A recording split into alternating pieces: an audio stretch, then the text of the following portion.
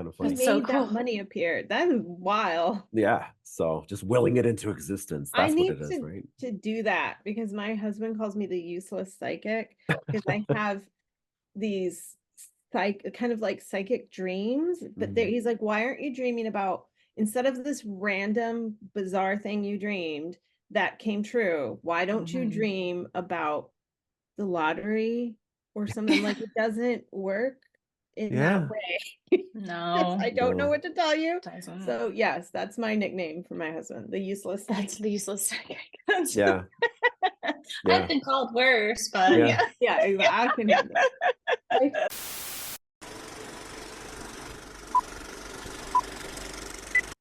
I'm Jess Dakotas.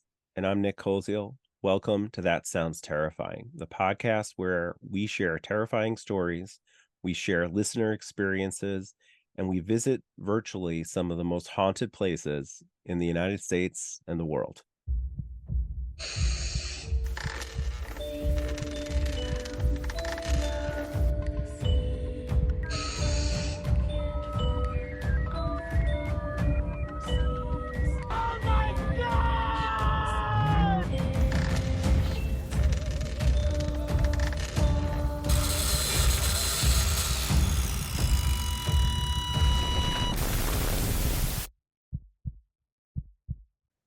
Hello and welcome back to That Sounds Terrifying. Today we are joined by a very special guest, Christine Greene, and I am so excited to hear her stories. Yeah, welcome to the show, Christine. Thank you guys. Yeah, so well, Christine, why don't you tell us just a little bit about yourself so the audience can kind of know who you are? Sure. And, we'll kind of jump right in after that. All righty. So I am the managing editor at 585 Magazine and 585 Kids. And yeah, that's who I am. So I put the magazine together for the whole area, and we just got our February issue off to print. So that should be out by the new year. And Yeah, that's super cool. Well, and we all met because I connected with you at a Union Tavern event that Jess put together. That I put on. I know, right? It was so great. I love that one. Oh, I'm so glad. So just all these connections, and the 585 magazine, for those listeners that are maybe outside of the area, kind of focuses on the Rochester, sort of domain, and all the great things that go on in our city and surrounding area. And I actually have it. You probably can't. I'll try to put it up. Nope, can't see. There it is. There it is. That's our November, December issue. Yeah. And I swear to God, I did not set that up. It's right here, right next to my computer at work, where I've been kind of reading every chance that I'm not doing my doctoral Print work. is alive. Buy magazines. Yeah. Seriously. Yeah. It always makes me sad when my favorite magazines are like, and we're not doing it anymore. I'm like, seriously? It's hard. Yeah. It's hard. It's really sad, but we're doing our best to keep it a living art, actually. So yeah. Don't go changing. All right. Yeah, you're doing a great job. Thank you. That means a lot. Yeah. So I know you have some a story or a couple stories for us, and we wanted to kind of give you the opportunity to share. So. Sure. I love telling this story. So should I dive right in? Yeah. Please. Okay, so this is a story so I grew up out in California, in Silicon Valley, in San Jose, East San Jose. And I grew up there in the 80s. I'm this solid Gen X baby. And there was, so you guys might understand, and I have friends who understand, but there's some people, if you're listening, they probably get this, but I love cemeteries. I go to cemeteries all the time. I don't know if you or your readers have heard, or your listeners are familiar with findagrave.com. Mm-hmm. Yes. It's a really great site. It was something I did a lot of during the beginning of COVID. So anyway, I got that from my parents, and there's this cemetery near us, a very large one in San Jose called Oak Hill Cemetery, and it's still there. And it's big on the scale of Mount Hope. It's the big one, and one of the biggest ones in the area. And we would go there as kids with my family and just explore, walk around. Had beautiful trees, beautiful kind of vistas on some of the hills. And for us, now that I live on the East Coast, it's different, but like, oh, there's these really old graves from like 1890s, now I'm like, oh gosh, that's not as old as some of these ones out here, but still some cool old graves. And they had peacocks, which we thought was fascinating. You can see peacocks and collect their feathers. So one day, it is really cool. I'm trying to remember, I was talking to my kids earlier. I think it was probably around 12 or so. And so it was my mom, my dad, me and my sister, and my grandmother, my maternal grandmother, who lived with us at the time. We were just taking a walk around the cemetery, and we're exploring this one area. And we came across, the flat graves. They don't have a headstone, but they're just flat, long against the ground. And there was a series, I've written down here, of several graves. Let's see, how many were there? There were 5, I guess. And across all of the graves, they all died on the same day, May 26, 1896. So we're diving into a little true crime here too. And our first thought was like, oh, there was a fire or something, like a family an illness, well, something. But across the graves, it says, "Vengeance is mine, saith the Lord." So that is not a typical epitaph, usually it's like rest in peace or go with God or whatever, right? Or something sweet. We're like, who says that on a grave? So this was really, really cool, because then my dad, this is the 80s, takes my sister and I, so my sister's 2 years younger, she's probably about 10, to the library. And we get on the microfilm Yeah. where you're like clicking the thing. That was my first ever, like, I just love libraries, and it was my first experience doing that kind of thing. And we were in it. So what ended up happening, it's really awful. So here's a trigger warning. If you're not into gross, are you guys okay if I talk about what happened that day? I'm gonna have to leave. Please. The host is left. So we're good. What happened was, these were members of the McGlincy family in San Jose, California, and they all died May 26, like I said, 1896. And what happened on that day was a man named James C. Dunham, who was married to the daughter of this family. And they had been living with, I believe they had like a ranch, and there's a lot of hills and like ranches and that. Now it's Silicon Valley, right, in Google, but there was ranches and orchards. And they had like a farm ranch, and they were a well-off family. And so Dunham and his wife were living with her family at the time, and then he was out or something. So he came in that night, and I wrote this down. So Dunham killed his wife and her family and 2 servants using an axe and a gun around 10 p.m. to midnight. He left his baby son, who was only 3 months old, sleeping in bed with his wife. He was the only one who left alive. And it was pretty awful. Like, what he did to his wife, I won't go into details, but it was gory beyond belief. In the papers at that time, now we have true crime podcasts and Datelines and stuff, but they had no filters. Like, they just, it's that kind of yellow journalism, really disgusting. He just butchered her. He killed everyone else with the axe or a gun, and then he broke her neck and she died. It was extreme overkill, was what they would say today, right? Mm-hmm. So he got on a horse and he escaped into the hills, and they never ever found him. Jeez. They never found him. I mean, it's presumed he probably went to Mexico, but that was the era. I was just talking to my son, he's 19, and he was like, that was you could just walk away and disappear within the United States, right? Like, you could be gone, especially on the West. So this was a huge, obviously, deal. And whoever, the family in charge of burying them was upset, and they put "Vengeance is mine, saith the Lord." So what we would do as a family over the years is we would go back to the cemetery, and particularly my grandmother, she was just the best. She always brought like a watering can, and that's my memory. So she could fill it up with water and like clean off the graves, because they were a little sunken and they get leaves. We always brought a broom. A couple times we brought flowers. Like, we would just like visit them. So, and I should say, nobody knows really what this guy's motive was. Like, it was unclear.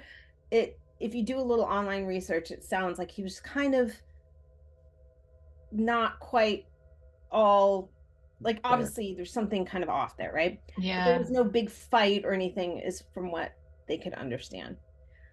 So you fast forward to 1994, and my dad passes away. I was 21, I was in college. He dies of a massive heart attack. It was quite sudden and I'm unexpected. sorry.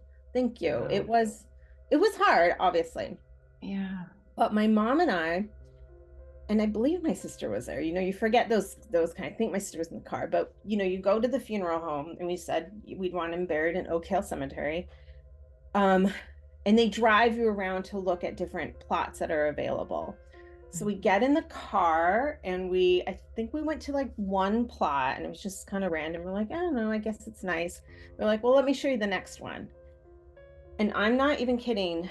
So I can't see my table, but so there's the 5 graves flat, and just in front of them, closer to the little road, was the plot. He's like, what about this? I mean, the man didn't even get the whole thing out of his mouth. And my mom and I are like, yes, he has to be buried right. He's buried right next to them. Oh, wow. Wow. Yeah. Isn't that crazy? And so we like to think that, that they are taking care of him the way we remember. Like, nobody, Yeah. I mean, obviously people remembered the story, and there are people, but nobody was around to tend their graves. And I think, in at least what we tell ourselves, I don't know if it's a source of comfort. I mean, it certainly is, or if some people would say it's this pure coincidence, but in this huge, it's like I said, driving around Mount Hope, and it's huge. I don't believe it is. I think they said, we'll watch over him. And we've all moved. My mom, my sister, and I, we have no family left out in California. So I haven't seen his grave in years, but I like to think that, they're kind of all together right there in that area. And when I have gone back, one time I found like a 20, I think, on the grave when I went to visit him. This was years ago. Hadn't moved from California, left. Like to me, stuff like that was my dad, right? Reaching out. Right. And so I hope someone's watching over these graves now, but even if not, I believe that maybe they know each other in the other world, right? So yeah. That's my big story that I just love. That's just such an interesting part of my life, this story about how we've taken it all these years from like a research thing and this connection with my father until now. So there's my big story. That's a really cool story. Thanks for sharing. I love it. Yeah. Thank you. I mean, So go ahead, Nick.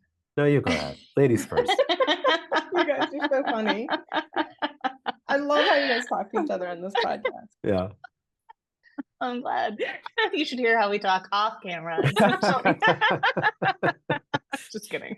There's always bloopers. Oh, I'm sure. Get your stuff together, Nick. No. Yeah. Totally fine. So I love that so much, and the fact that you were even drawn to that spot to begin with, and how your dad was drawn to that spot, and he's like, we're gonna go, and then the fact that he is with family almost, right?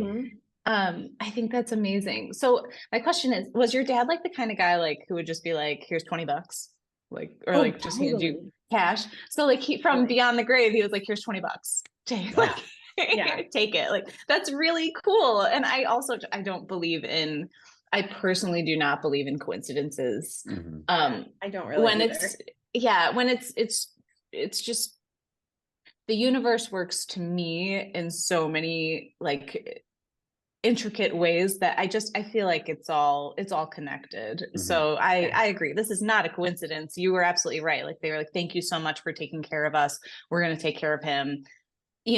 There is no future, past, present on the other side. So, time doesn't exist. So they were probably like, they're not going to be here to take care of him. We will, the end, I don't know. I love that. Just that piece of knowing. Exactly. So Yeah. wonderful. I was going to say something like similar to that with maybe they even kind of knew that you guys would be moving away, kind of a thing, and they're still taking care of him, and like that he's not alone right there. And I don't believe in coincidences like that either. There's something that gravitated and brought you towards that. And then like I think not that your dad's like a ghost or anything like that, but he's definitely in our top 5. Like we had the cleaning ghost in one of our episodes, and now we have a ghost that leaves money. Money, yeah. I definitely want that type of like anyone. I don't want anyone in my family to pass away, but if they do, if they're like the money or gift giving ghosts, that's awesome. So I have a story about that. Of course you that do, I Jess. never tell because it's so unbelievable, and like people just look at me like I'm insane. But I had one year from 2012 to 2013 where I just kept finding cash all over the ground. I found it was $100, like total. That was mine. I found so I was walking by a gas station. It's when I lived so no, sorry, it was 2011 to 2012. That's what it was, because I was living in Sleepy Hollow. I hadn't left yet, and then I moved to Rochester and kept finding cash. So it was like that, it was that time frame. So I found $20 in front of a gas station in Sleepy Hollow, and then I found $27 at a rest stop when we were moving to Rochester from Sleepy Hollow. And like just like $10 here, $5 there, another 20, like just insane. And we totaled it up at the end of the year, and it was like it was either like $100 or like almost $100.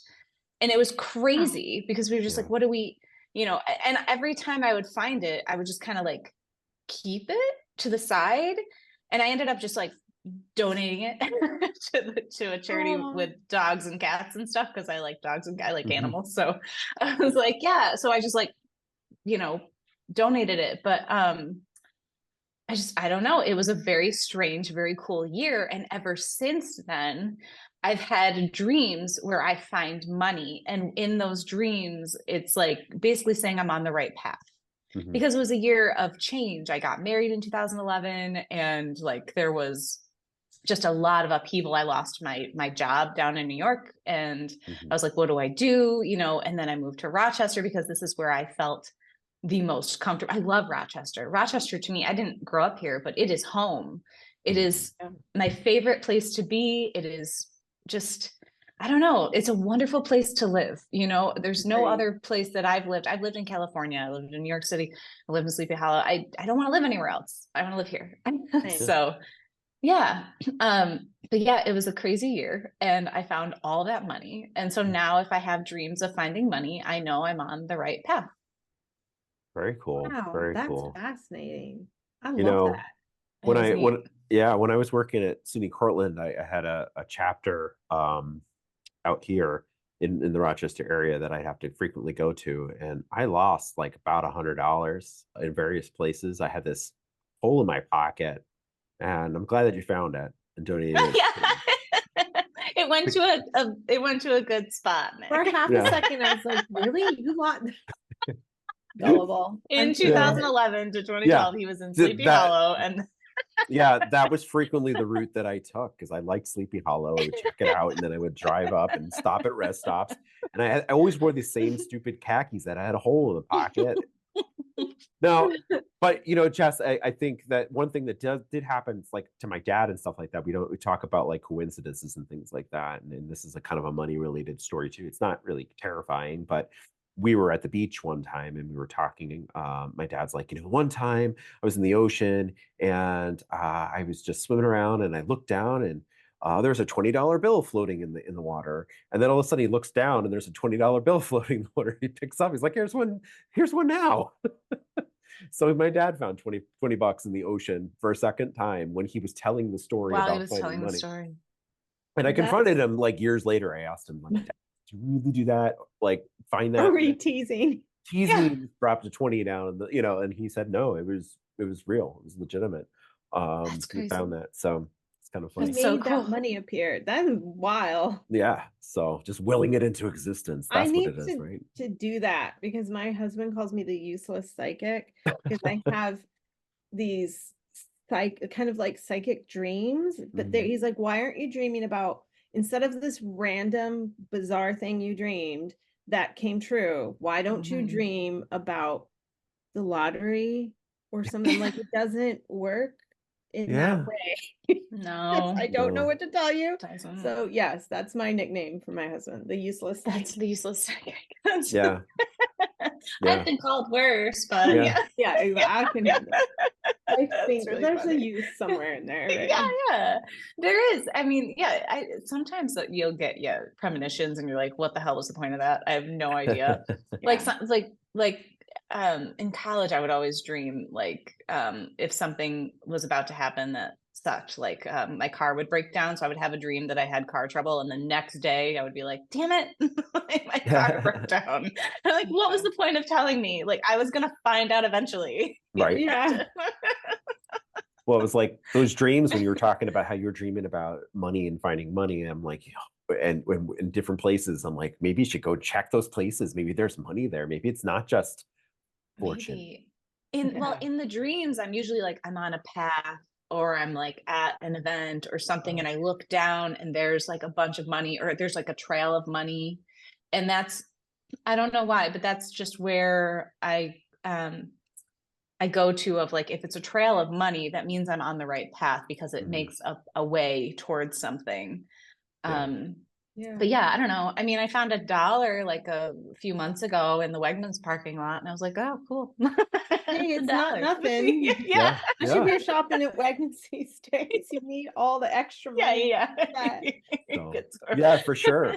I mean, my dad is definitely one of those people that'll pick up all the pennies and things like that. And I remember as a kid, what my brother like, it's like, let's play a joke on dad. And he like took a bunch of change, like just pennies, and he like threw them up in the air right by the car. We were waiting for him to come back from the supermarket.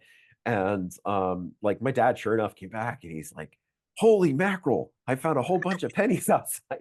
That's like one of his favorite things. Holy moly, or holy mackerel. And we're laughing like in the car. We're like looking outside the little caravan and snickering because my dad like found a whole bunch of pennies. Like, ooh, found a penny. It was like Peter Griffin. Ooh, piece of candy. Ooh, piece of candy. So, and the other thing I was thinking, Christine, is like I like cemeteries too, and looking at the old history. I'm very into history and stuff. And there's been multiple times where I found different gravestones, headstones that are like super interesting and things like that. But there was one time that unfortunately was a huge family tragedy, which I won't go into, but too much. But as I was walking away from the ceremony, I happened to glance to the left, and there was a headstone that caught my eye, and I had to kind of take my phone and like sneak a picture of it. And this guy called me out on it. He's like, I saw that, but the headstone said loser, like in big. It was the last name. It was Oh, loser. And I'm like, I cannot not take a picture of this. And it was completely inappropriate. And I felt bad. And of course, like a family member caught me taking a picture of loser's headstone. But I'm like, I cannot. And I wanted to go back to kind of look up to see who that was. And was it someone being like, a comedian that was just being really, really funny and maybe like writing loser across this guy's thing, or a wife or something with the, you know, but I never A really jilted figured out. wife. Right. you're not the only one who's taking pictures of that. I'm sure Yeah. hundreds of people are like, and that guy's from the afterlife going, God, you guys. Yeah. Yeah. But I Yeah. just had There's to show always you. Well, I have this on my Oh. bulletin board. Oh my God. Like, I'm obsessed. I really am. That's Yeah. awesome. I don't go that far where I have stickers on my bulletin board. I didn't put it Well, on my car, I but stopped short. I stopped short putting it in my car, but Yeah. yeah, no, Well, it's really cool. have you been to the Sleepy Hollow Cemetery? Yes. Yeah, That is it's so cool. it is. It's gorgeous. So we were down there for our anniversary in November, and we had to stop back there because we would walk there all the time. Mhm. And Yeah. it's so peaceful and so beautiful. And I got the most gorgeous pictures. Oh my God. We should put them up on our Instagram, Nick. I Yeah, can send them to you. definitely. Sleepy Hollow Cemetery. I don't think we've ever talked about it, but here, let's dive over to Sleepy Hollow real Dive quick. over Is that there. okay? All right. Yeah, that's great. Yeah. So Sleepy Hollow Cemetery has Andrew Carnegie buried there, and people say Carnegie Hall, but it was actually according to the Sleepy Hollow preservation team, because I went on a bunch of the nighttime tours there because I love the history of it. It's actually pronounced Carnegie, and he is buried there. And it is, I have a picture of it that we can put on our Instagram. And it is just, he has a circle plot, but there's no mausoleum for like this very wealthy man. He didn't Mhm. get a mausoleum. He was a true, like, you can tell that he was humble, you know? Mhm. All he has, it's his whole family is buried around him, his wife, and then I think like their children or something are on the side, I believe. But I know his wife is definitely there, and he's right at the top. But all it is a beautiful Celtic cross, Mhm. and it fills up with money. Even in death, this guy is pulling in money. And over the years, you know, you got to think like that's thousands upon thousands of dollars, because people will put change just like in the Mhm. Celtic cross. So it's glimmering, it's beautiful. Oh, And when wow. we were there, they must have just emptied it, or it had been emptied, but there was still all this change on his grave on the ground, like on the stone at the Mhm. bottom. Just so much change. And so I was like, well, I gotta leave you change again, man. Like, here's a quarter. And you know, maybe it'll help me out, you know, I don't know. Yeah. But yeah, it's really cool. He still attracts money even in death. Yeah. So wild. Yeah, it's really just, I don't know, but I love that. And then some of the Rockefellers are buried there as well. Mhm. I think like the brother-in-law, and they all have mausoleums and stuff. It's always the brother-in-law Yeah. that they have like big, beautiful mausoleums. Yeah. But yeah, I always love going to that grave, Carnegie's. It's a peaceful, beautiful, just testament to probably who he and his family actually were, you know? Mhm. Yeah, the last time I was in that cemetery, I lost $15. Yeah. So And change. and change. At that Well, particular and then my grave. dad can't go near that gravesite at all. No, he can't. He would You're never not allowed leave. to He's like touch a that. vampire. He has to pick up every little tiny thing, right? You Ooh, know pennies. that story about how vampires have Yeah. to pick up seeds and Yep. anything that falls, right? Your dad's a vampire, Nick. Oh, well, there's been questions about me. Maybe that's where I got it from, right? There it is. There's the There it is. vampirism. I've been to Lizzie Borden's grave. That was Oh. fun. It was really Really? bizarre. There was like nobody there. It was just us, and just this Yeah. big grave. And the other cool cemeteries, and that was in Massachusetts, right? Yes. Yeah, Mhm. Massachusetts. Mhm. I do that on these girls trips with my friend. And then Baltimore has the grave of the guy who invented the Ouija board as we know it, at the Mhm. Yeah. you know, not the and it's an actual Ouija board on his grave. It's Oh, so wow. cool. Yeah. It sounds like we could do a whole couple episodes on just a season on grave sites. You probably Graveyards. Yeah, could. You Yeah, probably You you're could. gonna could. be our first podcast researcher, Christine. You're gonna bring us all of the grave site I will. I'm hauntings. on it. On it. Awesome. Yes. We'll have a Cool. monthly check-in on different graves. Yeah. I wonder if people must have used it, right? Like that I Ouija board. I would think, but it's upright, so Mhm. it's like, you know, That'd Yeah. be even like scarier. this. So you'd have to kind of like, I don't know how you would do it. Yeah. You know, you'd have to like Yeah, hold the yeah. planchette really hold, against it. But Yeah, well, that's where if you let go and that thing is still moving around, you're like, there Then is you an know. afterlife, yeah, right? then you're Yeah. in trouble. Yeah, For then you sure. know. So, Christine, in honor of you in Rochester and the 585, magazine area, we decided to kind of throw in a local story, local legend lore that I was going to share. So, if you guys are ready for that, I'll do that. Yeah, Cool. Yeah. absolutely. So a little background. So the background here, in the small town of Irondequoit outside Rochester is the Durand Eastman Park. The park is frequented by many hikers and nature enthusiasts, spend their days in that vast area enjoying its beauty. But there's others who travel to this park for different reasons. They come far and wide looking for a glimpse of the mysterious crumbling remains of the White Lady's castle. Before this area became Duran Eastern Park, this was the home of a reclusive woman and her teenage daughter. The daughter was very beautiful and was pursued by many young male suitors. Her mother, however, was incredibly protective and insisted that she ignored the charms of these boys and spend her time at home isolated in their estate. The mother warned her daughter of the danger that these young men presented and told her that they had nothing but unsavory intentions. Her daughter was respectful of her mother's warnings, but secretly longed for the company of a young man. One night, the daughter left their home to take a walk down the shores of the lake. Her mother waited up all night for her, but the young woman never returned. The mother convinced herself that her daughter had met a young man in the area and must have run off with him. But some people believe that the young woman was far too devoted to her mother to have not returned home that night, and that for this reason, they say the girl must have been murdered that evening. Unable to cope with that daughter's disappearance, the mother took to wandering the desolate area every night with her two white dogs, looking for their daughter or the young man she'd run off with. People would see grief-stricken old woman out on the solitary walk every night, wearing a white dress. Eventually, after years of their nightly vigils, the old woman died alone and heartbroken.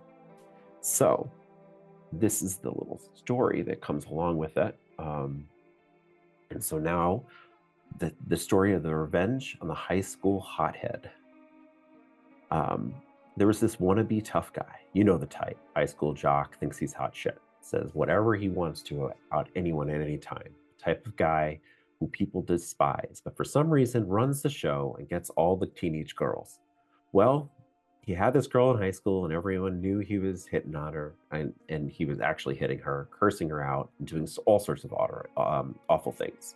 So one day he brought her to the park to make out in their car, and she did something wrong, spilled a soda or something trivial like that. And he went nuts. He started yelling at her and calling her stupid and even shook her up a little bit. And the next thing anybody knows, there's this white flash outside the car and the sound of something banging against the door. He turned, freaked out, jumped out, thinks someone's messing with his car. And being that testosterone-ridden jock, he's looking for a fight, only to come face to face with the White Lady. No one knows exactly what he saw or what happened, but the girl told everyone when he got in the car, his face was all scratched and he wouldn't speak. He never was the same. He barely graduated from high school and became totally antisocial. Nowadays, he still lives with his parents and never leaves his house. He just sits silent in the room all day watching TV. That was from Ray J. Rochester in Rochester. Good old Ray J's story. So what do you guys think of that before we get into some other details?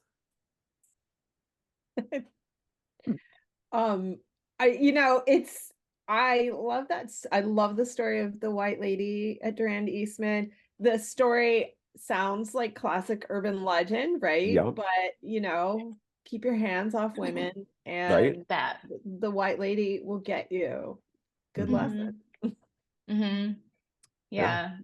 I mean, I was hoping that it was like he'd peak in high school. It sounds like he did. Yeah. For sure. Yeah, I mean, I've never heard that version of a White Lady story. I've definitely heard the White Lady like a million times and different versions of it. And the White Lady Castle, which wasn't really a castle. Yeah, that's one of the things that I was going to get into. There's like thousands of stories, and it is more urban legend than anything else. But I'm sorry, I cut you off, Jess. No, you're good. You're good. Go ahead and tell me some more stuff about the White Lady. So some interesting facts about that location. For generations, there's been stories, about a woman in white roaming the beach. All right, that comes up. Even a few officers, Rochester police officers, apparently there's a report laying around of them seeing a white lady and it not really being there. So the history of the property in the early 1900s, it was like Henry Durand owned a Boy Scout camp in the area, which is now became Duran Eastman Park. And he was convinced by his friend George Eastman, who's a very famous Rochesterian, that they needed a public park on a lakefront beach for the Rochester area community. And so the duo bought the rest of the land and offered the property up to Rochester in 1907. So in 1988, a local director, Frank, I'm going to butcher his name, Logia, made a feature film that was loosely based on Rochester's White Lady, and the horror film was called The Lady in White. So you can kind of check that out. Like you were alluding to, you've seen that? Yeah. Wait, I have not. who's it was, I'm sorry, was Lady in White, and the director was Frank Lalagolia. if it's the movie I'm thinking about, which I'm going to look up really quick, it's very, very good. Lucas Haas was the star. I highly recommend that movie. It's very it's creepy, it's classic. It takes place, I believe, in like the 50s. If you have not seen it? No, I've not seen it. I do recommend you guys. It's a good classic scare, and I did not know it was based on the Rochester White Lady. Yeah, it says loosely, but there was a couple sources that kind of pointed to that that fact. I can see that now that I'm thinking of the movie. My husband, I remember seeing it as a kid. It's a good one. I think the director is from the area, if I recall it right. And then it was not filmed here. I think it was more it was in New York, but not here. Yeah. So what Jess alluded to, that crumbling remains of that castle was actually a former refectory, a dining hall that once was there for visitors to the lake, which is interesting. And there's been two sort of fairly recent rekindlings of the story, like, again, urban legend and things like that, like have things that stoke that fire. So there was a big windstorm in March of 2017 and ripped a part of a tree down. And the large chunk of wood from the tree resembles this splintered spectral shape of what some believe is the Rochester legend of the White Lady. And then actually, I think as recent as this year, there is now a legends and lore sign called the White Lady. Yes, there is. Put it in that park, and it's called the Grieving Woman's. It says the Grieving Woman's ghost and her wolf-like hounds appear in the night mist, searching this roadside for her lost daughter. And that's from New York Folklore, and William C. Pomeroy Foundation established that. So lots of cool little tidbits and facts around the story that's kind of kept it going. The interesting thing was that despite all these like accounts and tellings that there's so many different stories, it was very hard to find an individual specific story about this. There was a lot of really? Yeah. There was a lot of like little tiny tidbit things, but nothing that was like, a really good story. So that's a good one. Yeah. Yeah. So just to add to, I did look that up while you were talking. Lady in White, an author tells the story of how, as a young boy growing up in the 1960s in a small town, he was haunted after witnessing the murder of a little girl. And Nick, I can tell that you are not Italian like I am, because Frank's last name is most likely La Loggia. La Loggia. I'm not Italian. It's Polish, La Loggia. La Loggia. I gotta know what it is. Yeah. Now you know. Yes, La Loggia. Yeah. And he was born in Rochester, New York. Yeah. Yes. Very cool. And yeah, he did 3. It says he's known for 3 films: Lady in White, Fear No Evil, and The Wizard of Speed and Time. Well, so I don't know. My mispronunciation knows no boundaries in culture or country. So I apologize to my Italian listeners and those in Italy that are partaking. But if I am from Polish, Irish heritage and a little bit of French and other stuff, I guarantee I will mispronounce all those names as well. Equal opportunity name mispronunciation. Yes. That is fine. Do we have some time left, Nick? I think so. Okay. Yeah.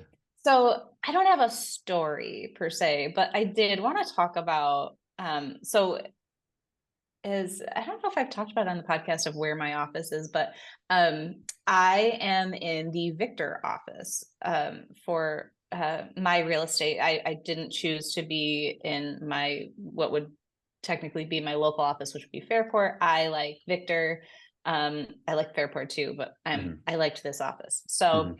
I love being in Victor, and all of the history here is really cool. Um, and again, not to say that Fairport history isn't amazing, it really is, and I love spending time there. But Valentine, have you Mhm. heard of Valentine? Mm. No? Okay, so Ghost Hunters, like the TV show Ghost Hunters, Taps did Yeah. an episode here at Valentine when they were here. Yeah, I think it's when they were here for Rundell Library, but don't quote me on that. But when they went to Rundell Library in Rochester and found that that was absolutely haunted, Mhm. they, I believe, just swooped over here the next day and did Valentine. So Valentine is a building in Victor. It's right across from the mall. I'm sorry to our not local listeners. There is a mall called Eastview Mall here, and right across the street you will see a huge wooden building. It's a dark brown wood. And if you've been in Victor, you'd probably be like, "Oh yeah, I did see this." Like, but you might not like see it in your mind. Mhm. Um, but it's usually just open in the summers. I think that they do ghost tours there too, and plenty of investigation sites have done investigations there. Excuse me, investigation groups. Mhm. So it was built by Levi Valentine in 1879. It is 4 floored, so there's a basement and then 3 floors above it. It's huge. It says that it's like a barn-like structure. It kind of is like a barn, but really it looks like a big colonial to me. Um, and it was built to last, obviously, because it's still standing today. But it was basically built to be a multi-purpose commercial community center. So they had like a bakery in there, and they had like dances and just community town hall meetings and things like that. The ground floor was used by a variety of merchants, so there were shops. Even outside of the bakery, there were meat shops and things like that. Um, but it was just like a local, like, community and space. And it's enormous. It's still there. But what's interesting, one of the stories of it, so I guess there is a little story, is that there was there was a dance being held on the 4th floor of the Valentine Hall, and a jealous suitor of a young woman killed her dancing partner, like right there, Jeez. just killed the dancing partner. Um, and so that's one of the things that they think, people they think are like haunting the building. But the manifestations there really are, in the basement. The tools that are there move by themselves. Mhm. They've gotten EVPs, which is electronic voice phenomenon for people who don't know. That basically means like you would have a recorder and ask a question and then wait to see if like something's picked up on the recorder. Um, and so they've picked up EVPs in the basement. Mhm. And then a Boy Scout troop was spending the night on one of the upper floors, and they heard the sound of an old-fashioned music box. And on Ghost Hunters, on the episode of Ghost Hunters, they also heard the music box. And Oh, there's very no cool. music box like on the premises, they said. There's no music box. So it's just and even if there was, who was using it? Right. Because you have to wind it, to hear Yeah. it. Why would it just go off randomly? Um, and so, yeah, if you have time and you are local in Rochester, New York, visit Valentine Hall. I think that they're open like starting in June, I believe. It's like June to September. It's short. It's a short window. Um, because it is spooky looking when you're outside of it. Like it just looks like history, just like stood still, like just time stood still when Mm. you're driving by it, and you feel the vibes off of it, and you're like, that is old, and there's so much history in there, and it's really cool. It's just so cool to look at. Mhm. But yeah, maybe we could take a tour this summer, Nick, Yeah, and that'd be cool. see. See if Yeah. they'll let us record there. Be kind of cool to have a little music box in the background, right? Yeah, it'd be sweet. Oh, apparitions have been seen there too, by the way. Forgot to Oh, mention that. In the bakery area, staff and visitors have seen shadows and see a dark shadow leave the bakery and just go up the stairs. oh wow. Yeah, and then a group posted on YouTube a video of a see-through apparition of either a shopper or a merchant moving around behind an investigator. So they see people, and I wonder if it's just energy that's stuck, it's just going about its day sort of Yeah, thing and not like a conscious thing. right. Or, if it's actually interactive. I suppose if you're capturing EVPs, it's probably interactive, but Yeah. You know what's interesting, and you guys, if you have an answer for this, and I'm just stupid, you can tell me, or if any fan might have an answer to this. But I always thought that those shows were super interesting. That they would catch an EVP on like a little digital recorder or whatever the heck they used, but like they're videotaping that at the same freaking time, and it's not coming up on that that audio recording. And I'm like, so what is the difference between the two audio recording like things where you're not getting it on the video audio, but you are getting it on like my little handheld magical thing? And maybe it's a more sensitive mic or something, but it's just something that always kind of I questioned, right? I'm like, why is it on that Yeah. but not on the main video? So ghosts need to be yeah. talking into both, okay? I don't Stop know. being Good like question. racist against video audio. Well, that's interesting. I wonder, yeah, if it was an audio, maybe maybe they have, right? And Right. they just don't They didn't need to share talk that about part of it it. because yeah. Yeah. It's Or possible maybe too. it's all made up and bull and we're Oh, all There's that. yeah, and we're all alone in the right. universe. No, I'm just kidding. It's debunked. You heard it here first. That sounds terrifying. It's debunked all EVPs. No. No, So, I don't know. just, No, that's a very good point. Yeah. I don't think I've thought of that before. yeah. Interesting. That's why I'm on the show, Jess. To point out Yeah. fairly obvious things that no one's pointed out before that probably have low production value and why they don't share it in both sources. It's true. We'll test it at Yeah. this place. We'll go and check it out of the building. Let's do our own EVPs. I'm not an EVP person. I'm not a ghost hunter. I don't go looking for it. I'll visit, but I'm not gonna be like, hey, Yeah. like an interview back and forth. That's Yeah. not. My husband and I are I don't- always, we watch the shows and we're like, why are you provoking them? Yeah. Why? Yeah. Like, 'cause Yeah. they're not, sometimes the questions are like, and so why are you here? How did you pass? It's like, why are you here? What are you doing? Can't you say something? It's like, don't provoke what you don't know is going on. Don't do that. Yeah. Mhm. Not okay. Yeah, exactly. Well, on top of that, like, I personally feel that if they want to show themselves, they will. And if they don't, leave them alone. It's like walking into somebody's house and being like, hey, interact with me. And like, nobody likes that. That's not, I don't know. I just like, can you imagine walking into some stranger's house and be like, hello, are you here? Like, why should I talk to you? Ways to get shot for 200. Yeah. No, I when you put it that way, I totally get it. Yeah, absolutely.